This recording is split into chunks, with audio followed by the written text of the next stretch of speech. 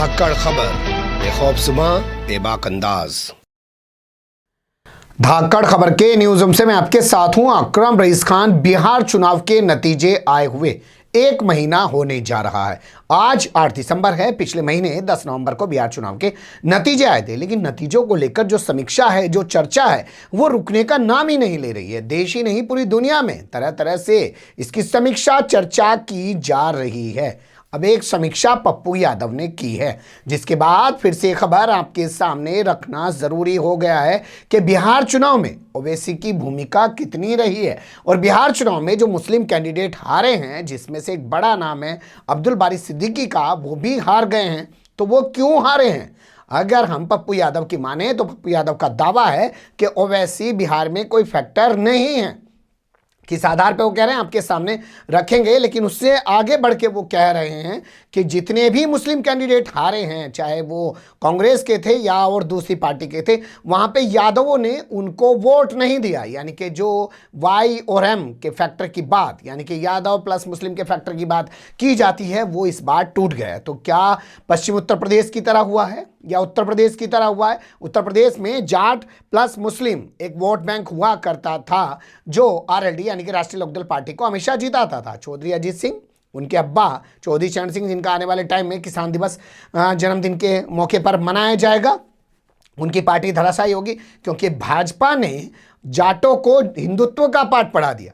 तो क्या बिहार में भी यादवों को हिंदुत्व का पाठ पढ़ा दिया गया है? इस वजह से ये नतीजे सामने आए। एक सबसे दिलचस्प चीज जो बताई पप्पू यादव ने, वो ये कि 2015 में 101 सीटों पर लड़ने वाली आरजेडी, राष्ट्रीय जनता दल 80 सीटें जीत जाती है, लेकिन इस बार 140 सीटों पे लड़ने के बाद, और वो भी माले का साथ होने के बाद भी, वो सिर्फ 75 सीटें ही जीत पाती है। तो बहुत सारी चीजें उन्होंने रखी हैं, उन पर गौर करना चाहिए। पहले सुन लीजिए, फिर आगे कुछ सवाल और आपके सामने रखता हूं। जो नीतीश बाबू का गुस्सा था, वह गुस्सा सामने में नेतृत्व को लोगों ने स्वीकार नहीं किया। 43 सीट पर महागठबंधन चिराग जी के चलते, और ओबीसी कोई मुद्दा नहीं है, कोई 24-26 सीट पर ओबीसी चुनाव लड़े, कहीं भी 2000-1000 से ज्यादा वोट नहीं लाए। 4 जगह लोकसभा में वहां पर वो जीते जहां पर अमोर के विधायक जलील मस्तान ने गाली गलौज किया था मन से। सेंटिमेंटल वोट है, वो भी 3 पूर्व विधायक रह चुके हैं, वो ओबीसी का वोट नहीं है। मात्र 62% जातकों ने महागठबंधन को वोट दिया। आप उठा के देख लीजिए, बगल में बाढ़ है, एक क्रिमिनल को 33-38 हजार वोट दे दिया जाता। बाढ़ लल्लू मुखिया। आप चले जाइए पागू, एक इंडिपेंडेंट लड़कों को वोट दे दिया जातकों ने। चले जाइए आप और माले को वोट नहीं दिया। और जहां भी कांग्रेस और इसके मुस्लिम कैंडिडेट थे, जातकों ने बहुत कम वोट दी। सिद्दीकी साहब को जातकों ने वोट नहीं दिया, जाले में वोट नहीं दिया, जोकी हाट में रंजीत यादव ने भाजपा को टिकट दिया, सारे जातकों ने वोट बहा दिया। बायसी में विनोद यादव को भाजपा ने टिकट दिया, सारे जातकों ने वोट बहा दिया। सहरसा में रंजीत यादव किस्नौट मजरोट कर लिए, 12,000 किस्नौट ने रंजीत यादव को वोट दे दिया, लवली जी को वोट नहीं दिया। साधु यादव को वोट मिल गई, ओम प्रकाश यादव को वोट मिल गई, दिलीप यादव सुरसर वोट मिल गई, यात्री यादव परिहार वोट मिल गया, वीआईपी पार्टी के एक यादव को 100% वोट मिल गया, नरेंद्र यादव को वोट मिल गया, पवन यादव को कारगो में टोटल वोट मिल गया, विजेंद्र को वोट मिल गया। 19% ब्राह्मणों ने महागठबंधन को ट्रस्ट किया और 12% राजपूतों ने। यादव तो सिर्फ 62% वोट दिया, और माइनॉरिटीज के लोगों ने 90% महागठबंधन को वोट दिया।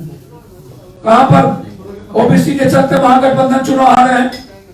ये गुस्सा था, और उस गुस्सा को हम मूल्यांकन तो किए, गुस्सा मैंने पैदा किया इस सरकार के खिलाफ।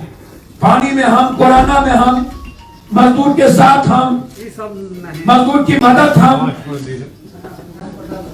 पप्पू यादव कंफ्यूज नहीं किए, हमको आता नहीं है, हम इवेंट्स नहीं कर पाए, और हम ट्रस्ट नहीं करा पाए कि विकल्प हम हैं। और जनता ने नीतीश जी को हराने में और बाद में एक डर को रोकने में जनता ने वोट नहीं दिया। एक डर, अरे बाप रे बाप, अरे बाप रे बाप। अन्यथा पहले माले के सपोर्ट से महागठबंधन 43 सीट आए और चिराग जी के वोट के बंटवारे पर आप उठा के देख लीजिए, महागठबंधन भावी फलों में ना रहे, ये उनका वोट नहीं है। और सत्ता पक्ष से मैं आग्रह करूंगा, आप भी जानते हैं कि आपको ये कम मोहब्बत। अगले बार 101 चुनाव लड़े थे आरजेडी, तब आए थे 75, और इस बार 140 लड़े तब आए 74, जबकि माले सपोर्ट में। तब माले के सपोर्ट होने के बाद नीतीश कुमार जी को मैं बधाई देता हूं कि बिहार की जनता की सेवा इस बार मजबूती से करें और भ्रष्टाचारियों की जांच करें। अपराध रोकने में आप असक्षम हैं, प्रवासी मजदूर फिर चला गया, और किसानों के बारे में आप चुप हैं। यह चुप्पी इतिहास आपको माफ नहीं करेगी। सुन लिया आपने तमाम चीज़ों को बारीकी से। अब यहाँ जो सबसे बड़ा मुद्दा उभर के आता है वो ये कि ऐसी ही तस्वीर हमारे सामने उत्तर प्रदेश में लोकसभा चुनाव के बाद दिखाई दी थी। लोकसभा चुनाव मायावती ने, अखिलेश यादव ने साथ मिलकर लड़ा, लेकिन उसके बाद मायावती ने कहा यादव ने तो वोट ही नहीं दिया, यादव ने तो भाजपा को वोट दे दिया। वैसा ही अब यहाँ पे पप्पू यादव कह रहे हैं, जो जन अधिकार पार्टी के राष्ट्रीय अध्यक्ष हैं। हालांकि उनकी पार्टी इस बार कुछ कर नहीं पाई है, सारा मामला उनका टाइम फिक्स हो गया, लेकिन जो फार्मूला निकाल के लाए हैं वो, उससे मायावती की याद आ गई 2019 की, जिसके बाद अखिलेश और मायावती के बीच बना गठबंधन खत्म हो गया। यहाँ सबसे बड़ा सवाल ये होता है, और उन लोगों से सवाल पूछा जाना चाहिए जो बार बार ईवीएम को दोष देते हैं, तो क्या अब ईवीएम जिम्मेदार नहीं है? क्या वाकई में उत्तर प्रदेश के, पश्चिम उत्तर प्रदेश में जाट जो है हिंदुत्व की तरफ चल गए हैं, और बिहार में और जो है यादव वो हिंदुत्व की तरफ चल गए हैं, और ईवीएम को लेकर जो बात की जाती है वो बेकार में की जाती है? ये नेता स्पष्ट करके बता दें, या तो ईवीएम पे सवाल उठाएं, या ये जो अपने आंकड़े पेश कर रहे हैं इनके बारे में क्लियर बताएं कि ये ही सच है। कंफ्यूजन इतना क्रिएट कर दिया है इन विपक्ष के नेताओं ने, जैसे लगता है ये खुद ही क्लियर नहीं है। ये आवाम के सामने क्या रखें, जनता के सामने क्या रखें, कुछ ये समझ नहीं पा रहे हैं। कभी ईवीएम को दोष देते हैं और कभी दे रहे हैं कि यादवों ने मुसलमानों को वोट ही नहीं किया है, यादवों ने भाजपा को वोट किया है। पड़े ही वहां पे भाजपा का कैंडिडेट हार गया हो, लेकिन अगर वो यादव था तो यादवों ने उसी को वोट किया है। ये तमाम चीज़ें उन्होंने रखी। इनमें सबसे अहम चीज़ यही है कि भैया एक बार बता दो ना यार कि ईवीएम खराब है कि वाकई में वोट पैटर्न बदल गया है। बने रहेगा धाकड़ खबर के साथ। फिलहाल कमेंट्स के रूप में आप लोग अपनी राय दे सकते हैं, खबर को लाइक कर सकते हैं, चैनल को सब्सक्राइब कर सकते हैं, ज़्यादा से ज़्यादा हमारी खबरों को शेयर कर सकते हैं। फिर ऐसे ही किसी सुलगते हुए या उलझते मुद्दे लेकर मैं आपके सामने हूँगा हाजिर। फिलहाल अभी मुझे दें इजाज़त।